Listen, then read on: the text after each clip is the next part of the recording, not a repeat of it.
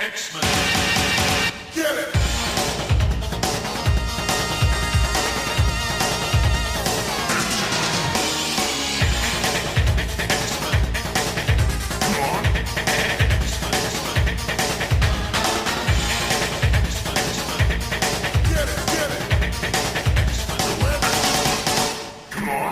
Hey everyone, and welcome to another exciting episode of Battle of the Atom. This is your weekly X-Men podcast where we rank every story from A to Z. I'm Adam. And I'm Zach, and Adam, guess what we're talking about this week? Jorts. Exclusively Jorts. We're talking about the Savage Land's favorite never dude. It's Sauron. That is right. This is a Sauron exclusive episode. All three stories have Sauron in them, and boy howdy do we love Sauron. As we said, I think we said last week, we've already covered all the good Sauron stories. I don't know. Some of these have merit. There's a lot of fun Sauron stuff here in this episode. There's some fun stuff. I have a soft spot for Sauron because he's kind of dumb. It's funny that the X-Men have to now fight a pterodactyl vampire because they weren't allowed to just fight a regular vampire at the time.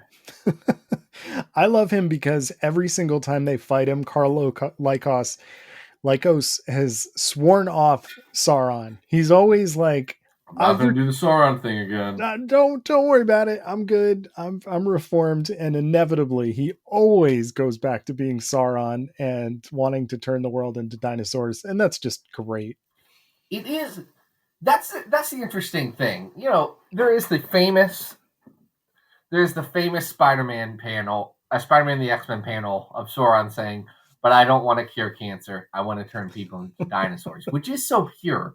Sauron had not wanted to turn people into dinosaurs previously, but yet it does feel right that that's all he wants in the world is to turn people into dinosaurs. Yeah, it's a great retroactive motivation for all of Sauron's activities because generally he's very content with just sucking up some great mutant energy. Here's the thing about Sauron. It's that dinosaurs are cool. And fighting dinosaurs are also cool. So if the X-Men can fight a dinosaur, Bud. You just got it right there. So that's the entire thing around Sauron is that it's pretty cool to fight a dinosaur sometimes. Yeah, 100%. So who requested this Sauron-themed episode, Zach? Oh, that's Patreon supporter Tony Thornley. If you want to be like Tony, you can write for the website for years. Or, unrelated to all of that, you can go over to patreon.com/comics folks. I like to dig deep down into my heart pocketbook. That's a couple coins in our coffers. And you know what, folks? If you do that, you can do an episode where you will give us a theme, and then we'll forget about the theme, but have the one story that you picked written down, and then we will likely spin it into a completely unrelated but generally delightful theme, as we did with Tony when I had to talk to him last week and said, I forget what you really requested, bud, but I know you requested these stories, and I saw Sauron was in it, so I decided we're doing a Sauron episode.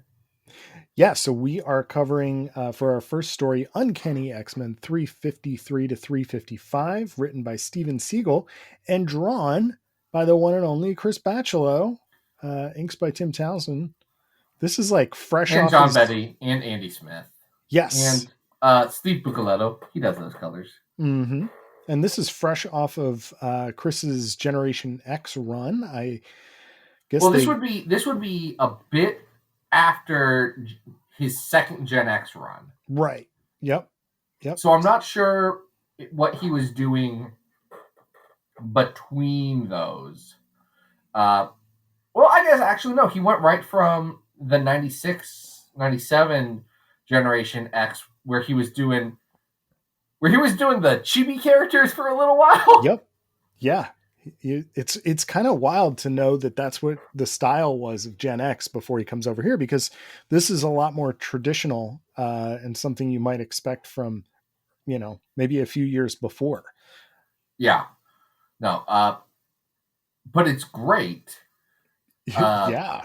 It's really fun, especially because all right. So we did say this is a Sauron episode, but a huge part of this arc focuses around Rogue and kind of having this weird, I don't know what to call it, PTSD of sorts from having touched Gambit and wanting to touch other X-Men, including, starting with this story, a dream about wanting to get Wolverine's powers.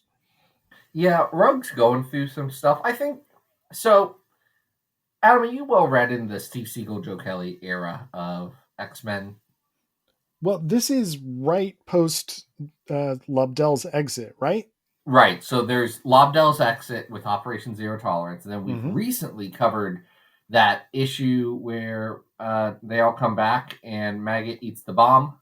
Right, right. But this is we have Maggot on the team. We have Marrow. We have Cecilia Reyes. And all of those characters were really the primary characters of adjectiveless X-Men. Yes. Where in this book, in regular X-Men, like Rogue gets a lot more play. The arc after this, and even seated in this arc, the 05 get a story to themselves. Right. Like, yeah. Steve Siegel has less of a defined team and more of continuing plot threads that were going on in Uncanny X-Men. And I think to his detriment in some ways, because you can say that the Joe Kelly era is really around Cecilia Reyes and Marrow and Maggot and how the team deals with the new dynamic, whereas I think it's harder to pin down what Steve Siegel's run is centered around. Yeah, I there's guess definitely Rogue, but not even really. well, and it's interesting because he's definitely, even in these 3 issues, we get 2 issues of Sauron, but then we also get an issue of Fist Fight with Alpha Flight. So Well, Sauron is there, but he is tied and chained up to the back of Wolverine's motorcycle, making snide comments most of the time. It's fantastic. Which is great. It really is. But you're dead on about the cast. You know, Jubilee is here, even though she's not on the team. You know, it's very much here's who's in the house at the time. So the story here centers around Storm has created a nice warm climate in the middle of winter down by the lake, and they're all going to go swimming and going to have just like a relaxing time in their They're not suits. emphasizing enough that's not how large bodies of water work. Like if it's a 90-degree day for a few hours, the lake will not be swimmable. Especially when you have Iceman creating ice effects as part of this party. So anyway, you know, Rogue's not the only one who wants to reach out and touch somebody. Sauron appears. He is hungry for some of that mutant energy and reaches out, and the fight begins. And let me ask you, Adam, what's Sauron's motivation in this comic? He's hungry. He needs a snack. He's very much here because Steve Siegel needed someone for the X-Men to punch while he does the stories that he cares more about, like the Deathbird and Bishop story, or the 05 and what's weird stuff's happening with Jean and Scott moving back to Alaska, or any of that stuff. Though there is a really interesting, on that note, interesting Jean beat in these stories that I think it's overlooked, or not even overlooked, but it's something that when we talk about this era, because this era was like 10 issues and then editorial said, cut it out, we're going back to doing the regular X-Men. And I think that's to the detriment, because there's a lot of like real character growth in that scene with Jean and Scott, where Jean comes out and she's wearing the Green Phoenix outfit. On one hand, it's because it's her best look. And on the other hand, she's saying, look, everyone thinks this was me anyway, and I don't think it was me, but it's all anyone ever talks about when they talk about me, and I didn't even live that. I have the memories of someone who lived that, but I didn't live that, so I don't actually care. I'm gonna embrace this. And people to this day are still doing Jean embraces the Phoenix stories. Yeah, I thought this was a really cool development. Not only does Chris Picciolo draw the hell out of Jean Grey in this outfit, I mean, it's just such a beautiful drawing.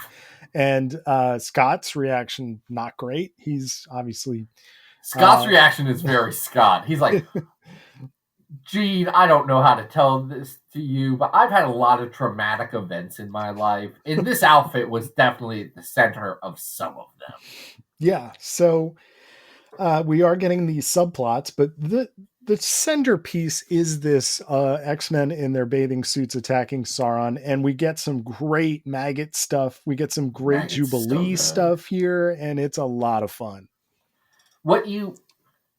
This is before they do the full reveal with Maggot, especially how young Maggot really is. Because he's still pretty mysterious here. Like, Chris, and on the other side, I think Carlos Pacheco or whoever is drawing adjective lists. They have been drawing him as a bit younger looking than Joe Madureira did. But you still don't know what his deal is. So you get these things where he is like puffed up with this swagger and this energy. He's like, "Oh, Storm, do you need some lotion rubbed on you?" And and she says, "No, I'm good." And he says, "Okay, but I'm not. Do it for me. Come on, help me out. Let me help you. Come on, Storm." And it could so easily come off as like a creeper move, and Maggot has enough. He has enough charisma, and it's played with him having enough charisma to counteract his super gross mutant powers that it comes off as playful and fun and like respectful between two people versus weird and creepy. Yeah, we're also getting some really interesting use of his powers with Eenie and Meanie, basically creating a little sinkhole for them all to collapse into at some point so they don't, smack into the earth and die. But eventually Sauron is taken out and is wrapped up in a blanket and chains and taken away by Wolverine, at which point Alpha Flight mysteriously and very strangely, for no real reason, seems to come back to try and get Wolverine as if it was like the 70s. I am sure that if anyone was reading Alpha Flight in 1998, they could tell us why this happened. Adam, were you reading Alpha Flight in 1998? I sure as sugar wasn't, and I've accepted actually that I don't have to read Alpha Flight. Like, I could read Alpha Flight, but I don't have to. Like, for our purposes, do I need to? No, I never need to read Alpha Flight. It's fine. Exactly. People are gonna be like, "Oh, the John Byrne stuff's really good." People, you know me. If the John Byrne stuff is the best stuff in Alpha Flight, I think I'm good. Well, at one point, upon meeting them, Wolverine takes a whiff of Guardian, is basically like, "I don't think this is the right guy." Like something is weird is going on. So it doesn't really matter. It should at least be like, "Hey, go read Alpha Flight 114 to figure out what's going on." It doesn't. Not a clue. Do not care. So Wolverine beats up Alpha Flight. We get more of the Jean and Scott stuff, which is, I think, really nice emotional character work. And then the X-Men show up and, help Wolverine finish off the Alpha Flight before everybody's like, why are we fighting? Let's just be cool.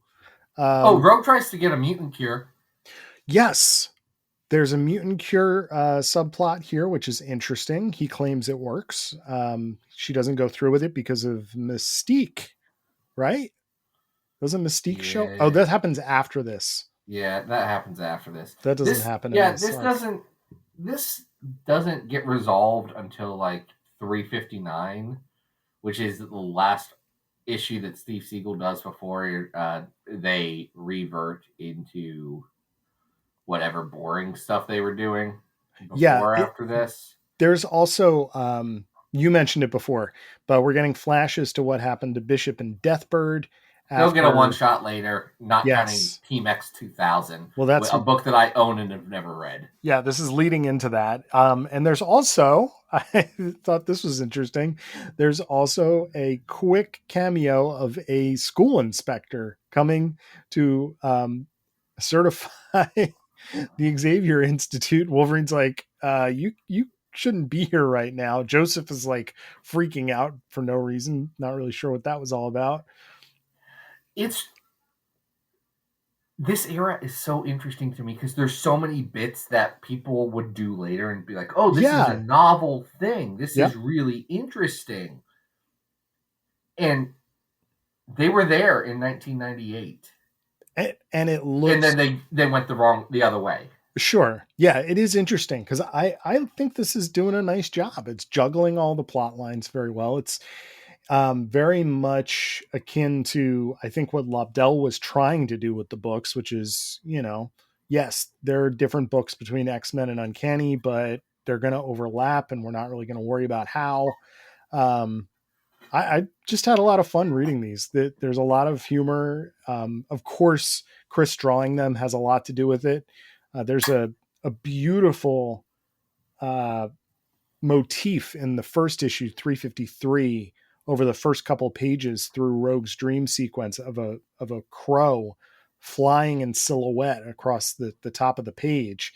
And then when you get to the end of 355, there is a crow just sort of sitting on a branch. Now, this pays off in a couple of issues when there is a character that involves crows that unfortunately Chris doesn't draw that issue, but just to have that wherewithal of like, okay, well, we're going to places and the art is going to reflect. I just think that's neat. It's a smart run that unfortunately was cut off at the knees and unfortunately did not get a chance to really live up to what it could have been. Yeah. It's a fascinating what if in my mind, because what if this goes well? Well, then you don't get Grant Morrison. That's a good point. So where does X-Men go? What happens? Who knows? But it's like, of all the paths untraveled, I think this is the one that would have had the biggest diversion from where we are today. Yeah. It's a very interesting scenario if you start to think about it. So I enjoyed this, but let's see where it falls on our big old list, Zach. That's true. We do have a big old list of all the X-Men stories of all time, ranked from best to worst. The best story is The House of X, The Powers of 10. The 100th best story, believe it or not, is X-Men Alpha Flight. The 200th best story is X-Force 1-2, A Force to be Reckoned with. The 300th best story is That Time Adam X the X-Treme went camping with his grandpa. The 400th best story is Life Death 3 from the Storm Solo series. The 500th best series is Astonishing X-Men 1-6, Life of X. Y'all remember Astonishing X-Men Life of X, right? Number 600 is Origins and Endings arc from Wolverine, 36 through 40. That's where he gets the Muramasa blade. The last story on our road to 700 is at 690 right now. It is the Draco. Oh, we're close. We're getting close. So mentioned that School Inspector. We do have the first 3 issues of Wolverine and the X-Men at 202. I think this is on par with that. Yeah, it's on par with it. I'm trying to think. I think it's going to have to go lower because it's not as good as X-Men 70, which is where like the team all gets together for the first time, and that's at 236. But okay. I think we're about in the right part of the area, because I think this is probably better than That Time Adam X the X-Treme went camping, but not that much better. Well, I think we're better than at 250, the Negative Zone War from X-Men Gold, for sure. Okay, Negative Zone War is in a weird... What were we doing when we ranked Negative Zone War? Do you know, Adam? Because we were oddly hot on that story that I don't remember being good. It was fun. Yeah, I think this is a top 250 story. Is it better than Dead Man Logan, though? I don't think so. At 259? I think it is. I'm enjoying this more. You know, this is like kind of a classic silly... Dead Man Logan's got some great glob content. Oh, it sure does. But this is a great roster. It's a fun story, good character work, and great art. So yes, I think this is better than Dead Man Logan. It's not better than Trial of Jean Grey at 244. No, okay, that's probably a good spot. It's not better than Marvel Knights X-Men at 247 either. Okay. I think this is probably better than 249, the Hellfire Saga from Wolverine and the X-Men 30 to 35. But it's not better than 248, which is Excalibur 51. Don't drink the water. That's the time that Excalibur goes to Dinosaur Planet. Well, Excalibur doesn't go. We just get an adventure of Excalibur on Dinosaur Planet and the Dinosaur Excalibur, and then they wake up and Carl Lycos is a human on it, which is very funny. Great work, Alan Davis. All right. A+, no notes. So we accidentally paired some Sauron stuff there. That's great. It's on you 248, 249. Next we have some more Sauron. Yeah, Sauron with a hat. So this is coming to us from the far future of 2002. This is Weapon X, The Draft, Sauron. Written by Buddy Scalera with Carl Keschel doing the pencils on this. Adam, what do you know about Weapon X, a comic that we have yet to cover on this podcast? Well, there are 5 issues of The Draft, and they are Kane, Sauron. That's Garrison Kane, right? Weapon X? Yes. Garrison Kane? Mr. Fists Fly Off. Marrow, Agent Zero, which is Maverick, right? Yes, except for at this time there is an additional Maverick who is actually Maverick's son, Chris Bradley. From those weird... Right. There's 2 of them. You ever think how X-Men Origins Wolverine had Maverick and Maverick's son in it, and Maverick was Asian, and Maverick's son was Charlie from Lost, and they were just both in that movie? Zach, I just found out just hours ago that Hugh Jackman is going to play Wolverine again in Deadpool 3. So man. Does anything matter? No. Are you? Hold on. We've not had a chance to debrief except for me saying I sleep. Yes. Do you care that Hugh Jackman is coming back? Like, are you upset or happy in either way? When I saw the little trailer, because I've listened since Free Guy, and what was it, Red Notice? Like, I already read Ryan Reynolds was already on like my I can't stand Free Guy is when Ryan Reynolds got on notice with you. No, but like this is where things like completely went over the like God, that and the aviation gin stuff that's in everything, including this teaser trailer. Guy drives me absolutely insane. So when they did the Hugh Jackman... It took that long for Ryan Reynolds to get on your nerves? Listen, he's Patience of a saint, my man. Hold on a sec. He's always supposed to get on your nerves. That's why he makes a good Deadpool. But of recent, he's really gone out of his way to extra like be as annoying as possible. So specifically to you. Sure. He's going out of his way to annoy you, Adam. Yes. Do I want to watch Deadpool 3 with Hugh Jackman and Wolverine? Sure. Why not? Is this annoying to me? Yes. I just can't. I can't care anymore. The idea of X-Men MCU discourse just terrifies me beyond all belief. Like, it just breaks my spirit. And if I have to hear more about, Hugh Jackman in the comment, no one cares. Listen, if Hugh Jackman wants to take a break from singing the Music Man and, get swole in the gym, why not? Just let him do it. Wants to make $10 million. Exactly. I'm not going to stop him.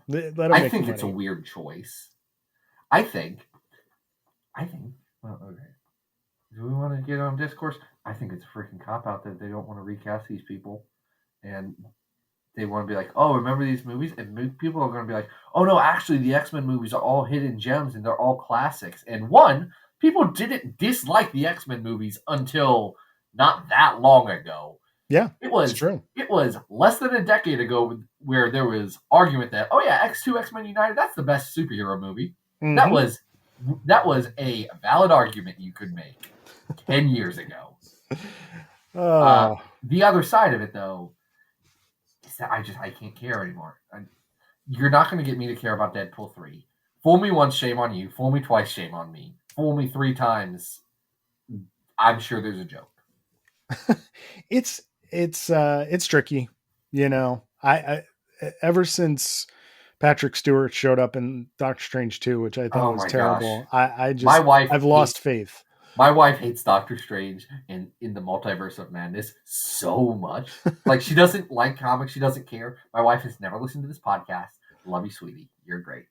And, like, she watched that movie. She's like, this is dumb, and I hate it now. She's watched all the other ones. And she's absolutely like, this right. is the one. All right, so... do you know what would redeem Deadpool 3, though? If Sauron showed up... If Sauron showed up and was played straight and not as a joke, like not as a, look how dumb this guy is. Which I actually appreciate that Weapon X, the draft Sauron, is a little bit like, Sauron, you're kind of dumb. Because they don't say, Sauron, you're worthless. They just say, buddy, you're kind... It's kind of weird that the Pterosaur man is in our Weapon X comic, right? Like, this is a weird plot you're about to do, Frank Thierry. It's really weird. Sauron is wearing a really terrible costume, including like a weird bike helmet over his, pterodactyl head. Truly an awful look. It looks terrible. And his objective is even stupider. He's supposed to go recruit Emma Frost. Okay, to be fair, Director Malcolm Concord and Agent Brett Jackson are kind of assuming that Sauron's going to get murdered. I don't know how they ended up with Sauron, but they do very much set up this plot. Be like, well, if he dies, then a lot of our problems go away, really.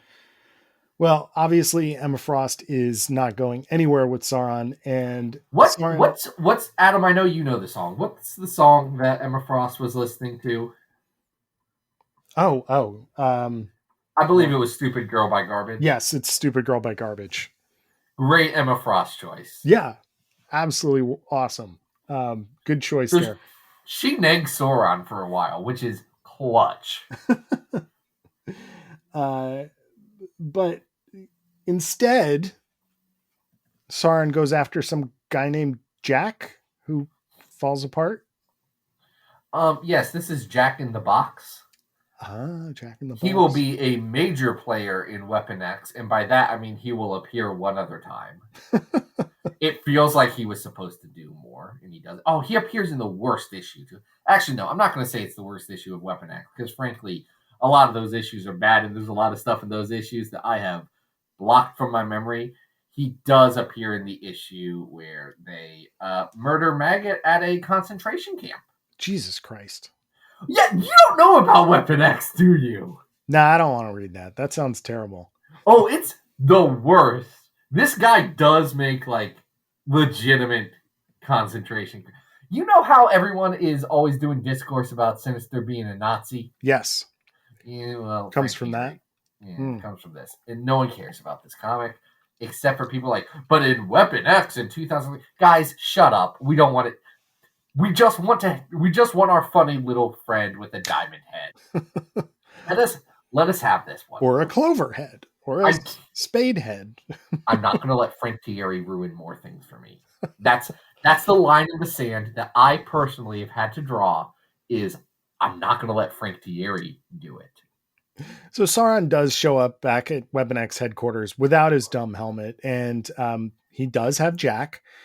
Everyone is very confused how he was successful in this plan. Yes, Jack is, as you noted, in a box. He's Jack in the box because I guess his telepathy makes him brittle. Is that the explanation? So he's just a box of pieces. It's a stretch. Whatever they're doing for his mutant power, they are stretching it. Like, no, you just wanted to do the pun. And it's not even that interesting of a pun. Yeah, you could have locked him in a cage and been like, hey, look, Jack's in the box. I will say there is a very sad moment towards the end of this book where Sauron is put back in his cage, and he says, all Sauron does is fly. Let Sauron fly. And I just want to be like, yeah, let the pterodactyl go. Come on. Well, because even in this, they're like, Sauron, didn't you used to be smarter? Sauron, like, what's up with you? What's your deal? When did you go from the Neil Adams, Roy Thomas guy to this? Like, what happened to Sauron? And the answer is it's really fun to punch a dinosaur. Yeah. Yeah. This is bad. I did not. I kind of like it. I mean, okay, tell me why, because there's not a lot here. Oh, because I think the part where Emma Frost is mean to Sauron is great. Sure, but that's I like 2 pages. I think everyone being mean to Sauron and Sauron just kind of like running with it, oblivious. It scratches a very specific kind of itch that I have for stories. Like it is very much a story that is built for me to like. I kind of like the more casual super villain stories. Like it's fun. Like, do you know what this reminds me of, Adam? What's that? It reminds me of X-Men Black Mojo. Okay, I can kind of see that. Like a goofy, take them out of their normal context kind of scenario kind of thing. I It's not as good as that one, though. It's not nearly as good as that. That's at 325 right now on our list. Yeah, and I could get on board if the majority of the issue was not spent. Like the whole second half of the issue is him chasing down this Jack in the Box guy. Okay, It's not good. Jack being like, "Oh, honey, great! I'm gonna go be a superhero over in America now. Can you feed my dog? It's gonna be great."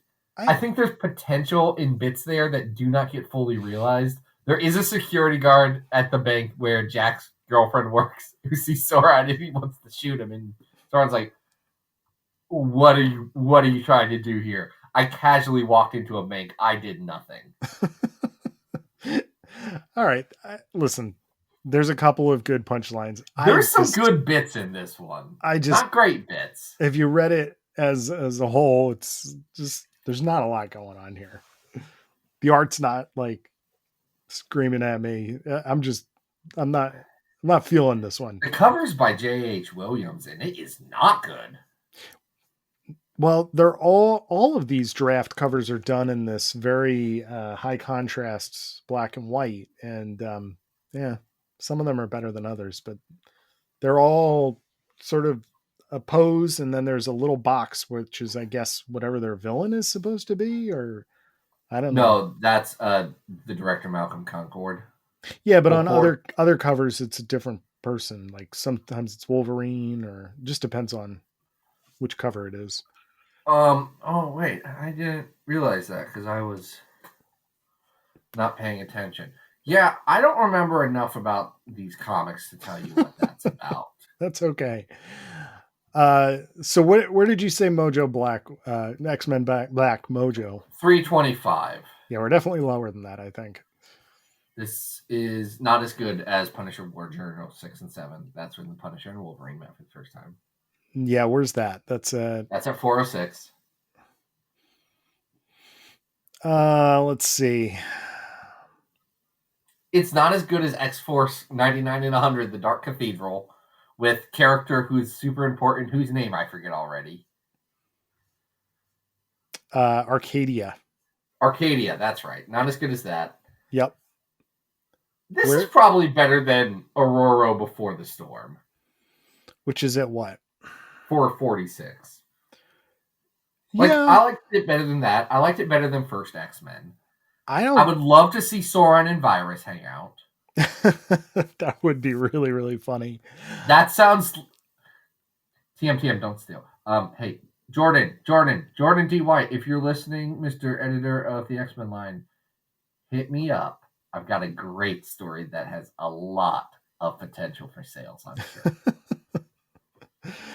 I don't know, man. Like, I think we're on par with like Extraordinary X-Men 1 to 5 at 467. Oh, I think we're better than this. Like, would you rather reread this or would you rather reread no, actually, no. Adam X the Extreme is back and Things Have Never Been Deadlier. 459 is better than this. You're right. I'm sorry. I take it back. I think What If Deadly Genesis is better than this, too. I thought that was regular Deadly Genesis. Actually, no. What If Deadly Genesis is better than this? We need to scroll down the list. Yeah. You're right. Here's where This is better than Shattershot. That's a 481. Sure. Is it better or worse than that time that Rachel thought she was a dinosaur and then turned into a dinosaur? Where's that at? That's at 474. That's Alan Davis, Chris Claremont, baby. Man, I just keep looking down this list, though. I don't know, man. Like, is this really better than Enemy of the State at 489? This isn't very good. Like, this isn't as good as Firestar at 492. Isn't it? Firestar's bad. This is okay. My floor on this. This is better than Curse of the Mutants, a book that is not as fun as it is to read as it is to talk about. Yeah, no, we can go higher than that. This is better than Wolverine and Jubilee at 495. This is better than let's go. I would say then let's put it between Firestar and Marvel Team Up 69 and 70. Perfect. So this is going to be our new 493 Weapon X The Draft Sauron.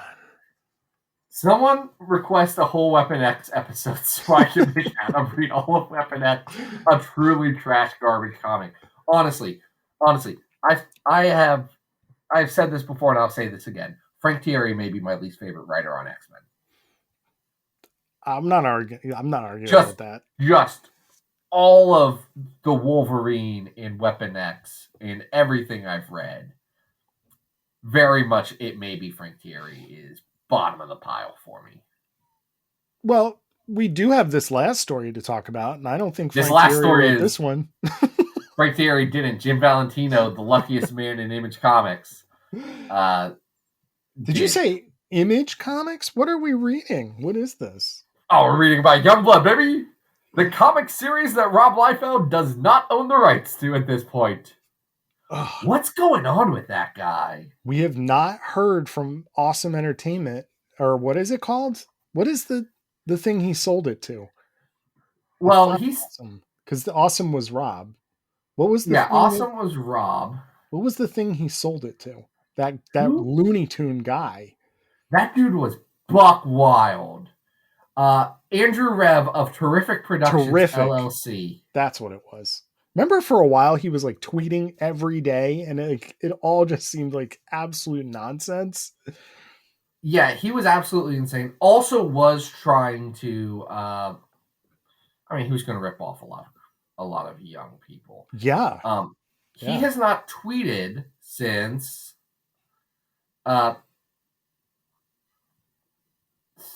well, I was going to say today, but that's not actually true. He has a bot running some things on it. I don't know what's going on with Terrific Productions LLC. I would love to know. Well, we don't have to know. You know, for our purposes today, we have to understand that there have been several X-Force. Adam, can we buy it? Could we buy the rights to Youngblood? That'd be great. I'd love to. Let's do it. How many Youngblood comics have you read, Adam? Too many. I've read like 5. I've definitely read more than 5 Youngblood comics. I read the Chad Bowers and Jim Toe Youngblood, which was in continuity with the rest of Youngblood, which meant it was incomprehensible to me. You ever read the OG, the original? Adam, if I'm going to read one OG Image series, it's going to be Spawn. If I'm going to read 2 OG Image series, it's going to be Spawn and the unauthorized covert action team. Wildcats. Yeah, it's a Wildcat situation. If I'm going to read 3, I mean, maybe Youngblood, but then I'm also if you're going to read 3, you're going to read the Max. Yeah, but the Max isn't an original. Like, that's not an Image found. You're going to read like read the Max. I'm going to read the Max before I read Spawn. I'm going to tell you that right now. You're going to read like the first year of Savage Dragon. I'd probably read the first year of Savage Dragon first. Then, Adam, then I might read Mark Silvestri's one. Cyberforce. But then I'd read Youngblood. Well, and for our purposes... Sorry again, very specifically to Jim Valentino. I'm not reading Shadowhawk. Not Shadowhawk 2, Shadowhawk 3, Final Shadowhawk. You're making references that I am sure our readers, listeners will love. I never really read Shadowhawk. I think I read the first issue of Shadowhawk. And you're right, Valentino, lucky man. And here he is. There have been multiple crossovers between X-Force and Youngblood, but in this case, we have Wolverine crossing over with the breakout star of Youngblood, I guess. Right, Arrow Man. Not Shaft. Wait, hold on. Rob Liefeld named his character Shaft. He does know there's an action star already named Shaft, right? Zach, the very first issue of X-Force has Shaft killing a man by throwing a Bic pen at him. Like, Rob Liefeld knows no bounds. It also features, when you flip over the issue, a psychic killing Saddam Hussein by making his head explode. That was how the series started. So the fact that listen, Youngblood might actually be... It's terrible. Don't say it could be good, because it's not. It's like you said, nigh incomprehensible. It's worse than that. Oh my gosh. The core idea of Youngblood being like being ecstatics, that's a great idea. Sure. If it ever really appeared on the page. I mean, again, should we judge the Rob by what he actually does, or should we judge him by the energy with which he does it? I don't know how to answer that question. I'm just going to keep judging him because he's a jerk. And now we're going to talk about one of his major creations, who's basically a kid version of The Thing. Great design. If you're going to steal from the best. Not even mad that he was like, yeah, so Image Comics, what we need is The Thing, and we need Hawkeye. Yeah. That's what we need, right? So the visual of Badrock, if you've never seen him before, he is basically The Thing, except imagine instead of orange cracked rock, he's basically smooth concrete. That's what Badrock looks like. He's a dumb kid too, which is great. He's a dumb moron kid and lives with his mom, and he's very excited because in this book he gets to team up with one of his favorite superheroes, Wolverine. That part also rules. It's great that this like dumb kid is like, oh yeah, Wolverine's awesome. I want to hang out with Wolverine. Love that. Badrock, you are giving such good vibes. And where this ties into Sauron is because this story takes place in the Savage Land. Yeah, so Tyrax, what I have learned is a minor Youngblood villain, has gone to the Savage Land, has teamed up with Sauron, and has wanted to take over. And you know how Sauron wants to turn people into dinosaurs? I do. We mentioned that earlier.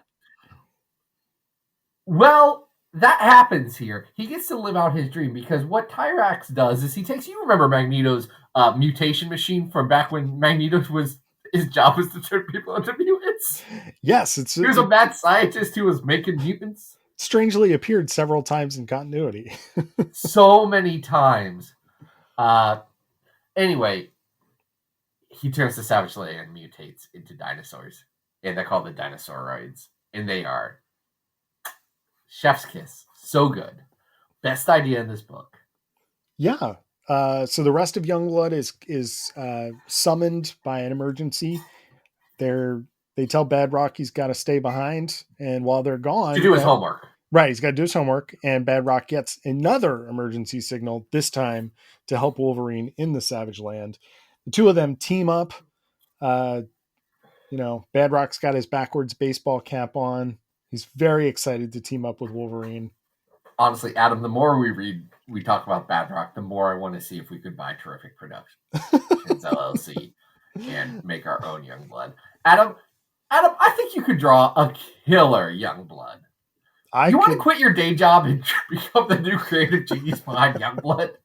Let's not get carried away, okay? Let's not assume there's a leadership a small out business loan. Purchase Terrific Productions LLC, and you can do the main series. No. I'll do the business side and maybe some backups. All right. And then we will hire all of our important friends and be like, folks, how do you feel about Youngblood? And here's the rules. We don't have to follow any rules. I'm not reading any of the other comics. I'm reading the backs of trading cards and going off of that. Kazar and Zabu are here. This is a great plan, by the way. It's a super good plan. If we got the rights to Kazar and Zabu, then I would be calling friend of the show Zach Thompson and saying, "Hey, you want to just keep doing that Kazar series you were doing that was super freaking good? Go do that." Honestly, if this book did anything, it made me want to read Zach Thompson's Kazar series again. Which is Herman much Peralta, better than or this. Herman Garcia. Yes. Fantastic art on that one. Not an X-Men comic, but could be. No, still fantastic. So, we eventually get everybody teamed up here and they have to fight a giant dinosauroid. Am I saying that right? I mean, sure. No one's read this comic. It's fine. They don't remember. And instead of killing him, I guess they just get him to run away. Yeah, but I think they turn him back into T-Rex first, and then they let him run away. And then, Badrock is psyched because he gets selfies with Wolverine and Kazar and Zabu. And what a great way to end the crossover. Yeah, he asks if that means him and Wolverine are friends now. Yes. Beautiful. I love this dumb rock boy. He's everything that Rock Slide isn't on the X-Men, which is a good character. In fact, he's just a glob. That's the thing. That's why I like Badrock, because he's kind of just a glob, right? Hey, he's not nearly as interesting as Glob Herman. However, he's kind of just a dumb kid. And anyone who's got glob energy, which is just like a little oversized dumb boy who's kind of sad, man, that's all I want in comics. I don't know that Badrock has that sadness to him. He's just a gleeful moron w's willing to jump into action. Characters allowed to be sad? I don't know that they're allowed to have nuance. So they like to have very loud screams with spit. And even Badrock at one point has some cable guns for no reason in this. Yeah, Badrock does get guns. That's a weird choice. Weapons up. So we've got art here by Chap Yape, and I think I'm saying his last name right. Yap. I'm not sure. I don't know any of his work. I assume he was a awesome guy. He is one of the Extreme Studios guys. Do you know what he's done for Marvel? What's that? He did Heroes Reborn Avengers. Oh, yeah. Okay, well that makes sense. He's definitely a Liefeld collaborator, and I think the art works pretty well here. Honestly, it's fine. Tells the story. Looks like an Extreme Studios comic. It's better than a Liefeld comic would be. Boy, you're not wrong. It's just, it's so not my vibe. Oh, no. I mean, the coloring on this, not fun. It's so murky. Yeah. That could be the questionable legality of a scan that I got, to be fair. I don't want to judge. Am I 100% sure that I own this comic somewhere? Yeah. But I was not digging through long boxes to find this one, folks. I may have to track this one down as I do own both Youngblood X-Force Youngblood books, but don't have this one. So should have done a whole Youngblood episode. What were we thinking, Adam? We were thinking about Sauron, who is fun here. Sauron is not in those other ones. Sauron's fine. Yeah, he's less of a presence, an interesting presence than the other two stories we talked about today. So. I mean, this is fine. If you're a Sauron completist, you're going to want to check this out. If you're a, Badrock's #1 fan, you like to jump into battle by saying yabba dabba doo and then get sued by Hanna-Barbera and have to change I'm sorry. Did Robert do that? I don't think he ever got sued, but he did get a cease and desist. So yeah, that's the first step. Yep. He knows that's someone else's catchphrase. Right, but Badrock sounds like bedrock, so he thought it would be funny. It would be funny. Great joke. 10 out of 10. But I was alive in 1993. I remember the Flintstones were a going marketing concern at the time. In fact, I do believe they had a movie. John Goodman was in that one. Yeah, you could still get your Flintstone vitamins, but You can still get Flintstone vitamins today, though I do think that they have reduced in vitamin popularity. As you can get a lot of gummy vitamins now with your favorite characters and kids. I don't know the last time the Flintstones were rebooted besides that DC comic. I forgot about that. That was that was the best good. best thing Mark Russell's ever written. That's great. And it was all downhill from there. Yeah. Where's Wolverine Badrock going on this list? Is it as good as X-Men Wildcats? No, absolutely not. Are we just saying that because we like the idea of X-Men Wildcats better? No, because the three out of those 4 issues are pretty fun. So 2 out of let's be generous. All right, 2 out of those. Yeah, but good. That's why it's where it is on the list, which is where is it? 547. Yeah, we're lower than that. What's the one that we also? It wasn't Witchblade. We've done Gen 13, Gen X. I mean, 13 Gen X. Witchblade and Wolverine is way down at the bottom. I don't think this is. At the bottom. This isn't that bad. I'm thinking of. Was it Cyberforce? Oh, X-Men? Yeah. Where's that at? That one's fun. X-Men Cyberforce. It's stupid. That's kind of exactly what you want it to be. Okay. Is this better than, let's just say, Gen X, Gen 13, or Generation X? Yeah, or Gen 13, Gen X. Which one? I forget. But do you think this is better than that or worse? I mean, they're on par. This is just a dumb team up. There's nothing really terrible about this. You know what I mean? Okay, Cyberforce X-Men is at 558. You think this is worse than Cyberforce X-Men? Yeah.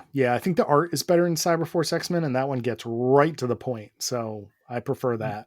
I do think this is better than Gen 13 Generation X, which is the one that Art Adams draws. Yeah, I would agree. And that's partly because I definitely read the 3D version of that once with the 3D glasses that did come with the Game of the Year edition of Batman Arkham Asylum, which were not red-blue 3D glasses. They were different colors. And that would likely explain the splitting migraine I got within 3 pages. No, that's totally fine. I think that book is pretty difficult to understand too. This one, you don't need to know anything. It's very dumb.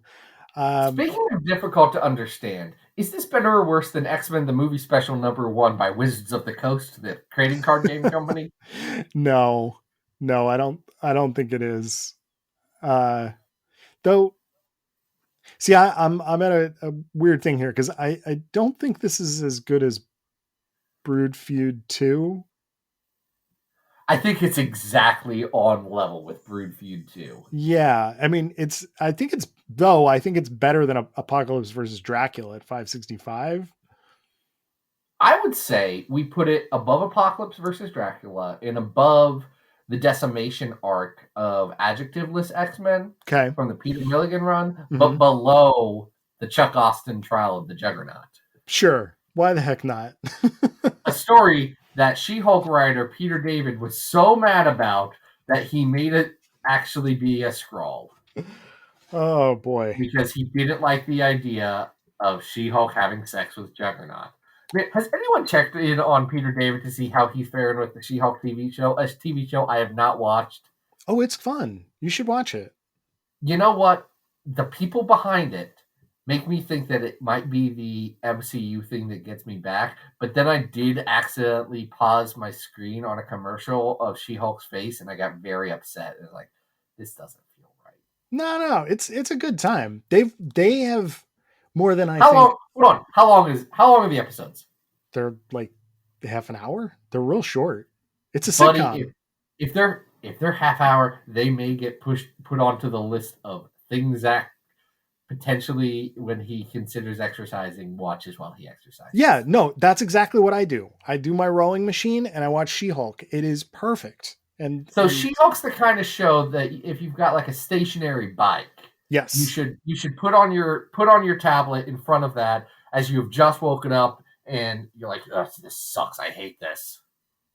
Yeah, because it'll make your workout fly by. Like the last episode was a bottle episode about She-Hulk being a bridesmaid at a wedding, and I was like, this show gets what it means to actually be a TV show, unlike all these other shows that are like, we have consequence, blah blah blah, and it's like, nobody cares. Like, okay, you're selling me on She-Hulk because it seems like it's going to take the exact same level of investment as my current show, which is, of course, Tekken Bloodlines, a adaptation of Tekken 3 on Netflix. A bad show that sometimes I watch and I'm like, hey, I know how to do that move. I can do that move. I can do that move. And by I can do that move, I do mean I can press the buttons on Tekken that make Heihachi Mishima do that that's move. pretty impressive. It's great. So yeah, I mean, dude, I'm not going to tell you what to do. You check it out, but I thought it was fine. Well, you know I think it's fine, Adam? What's that? This episode. Yeah, this was fun. I had a great time. Everyone enjoyed it. We all had fun. Feel a little more like a dinosaur now, you know? I mean, walk in the door, get on the floor, everybody walks the dinosaur. And do you know who walks the dinosaur? I'm guessing Tony. Tony Thornley walks the dinosaur. If you want to be like Tony, again, patreon.com/comicsxf. And if you want more of Tony, and who doesn't, you can check out some of the columns he does over at comicsxf. He's doing a wrap-up of some of the X-Men stuff that we just don't have the same level of rigor around these days. He's got a Superman column that he does weekly. Mm-hmm. Go check out what Tony's got. Tony's a great dude, great writer, great friend. Possibly part car. No one can confirm that he isn't at least 50% car. And that's something that is an inside joke, which normally doesn't play well on large audiences. But I'm going to start the rumor, and people, you can go bother him at Brawl 2099 on Twitter about how, is he really part car? Ask him that. If a lot of strangers on Monday are asking my friend Tony if he, Brawl 2099 on Twitter, by the way, if he is part car, I will get a kick out of it, and I will have forgotten this bit by then. So it'll be a fun reminder for me personally. I can't believe... I'm sorry. He has a public Twitter account. No, I know. That's staying in the episode. Dang it, we're doing this. I'm leaving it in. I just think it's really funny because I had kind of forgotten about that joke. And like, all right. Anyway. I'm not going to explain it. People. No, don't. It's not worth it. It's an inside... Everyone loves inside jokes that they're not part of, don't they? Don't they? That's what this podcast is. You, me, Adam, our parasocial relationship that we've got going on. It's fine. It's okay. That's right. Adam, if you want people to parasocially support you, where can they go do that? Folks, you can always follow me on Twitter at Arthur Stacy. Speaking of TV shows like we just were, I am helping Austin get started with the coverage for the new Star Wars show, Andor. So if that's something you want to check out, we wrote about that. And I think that should probably be... It'll be up by then. I don't know if this will be up by then, but anyway. And the week that this episode comes out, by the end of the week, I will be in New York. At New York. Oh, yeah! Yeah, at New York Comic-Con. So, folks, I will be following the masking guidelines, but if you see a guy with kind of like Rivers Cuomo, Buddy Holly glasses and some fluffy hair, and he's wearing like a Battle of the Atom or a Comics XF shirt, that's me. So don't be afraid to come up, say hello. I will be trying to talk to as many creators as possible, trying to put together an episode, but I will have some Battle of the Atom stickers if you want. Please, we have so many of these stickers, people. Even if you don't like the podcast, take like 4 stickers. You can hand them out to your friends. I am actually running a little bit low, but I have more than enough to get through the weekend. And I can send you some stickers, Adam. I've got a spell. We can always make more. And I hope to see you there. And Zach, anything you gotta plug before we skedaddle? I've got nothing to plug, and I gotta skedaddle. I apparently have to watch some She-Hulk, I guess. That's up to you. I heard. Hold on. I heard the Wrecking Crew is in it. Yes. Yeah. Are they? Is it? Are the Wrecking Crew good? Like, are they what I want them to be? They just show up for a couple minutes and then they are probably going to come back. That would be my guess. They're only the Wrecker going to have his magical crowbar. Nobody has any special stuff. They're just guys when they show up. You'll see. They're definitely going to come back. I can't imagine. It's just ever since Kevin Feige joked about Captain America 3 being Captain America in the Serpent Society and then said, "Oh, you freaking nerds. You wanted that dumb stuff? Just kidding. Here's Civil War." I have wanted the good characters in the Marvel Universe, like the Wrecking Crew or the Serpent Society, to show up. It's okay. We had MODOK. You know, we did have MODOK. Friend of the show, Jordan Bloom, and potential friend of the show if he wants to be Patton Oswalt. Thank you for that. Thank you for having a Marvel show that knew that Marvel comics are the best when they're kind of dumb, just like our friend Sauron. Folks, next week we're doing an episode about pirates. Ooh. Arr. Arr. Arr. Marauders. Until then, folks, this has been Battle of the Atom. We hope you survived the experience. Get it!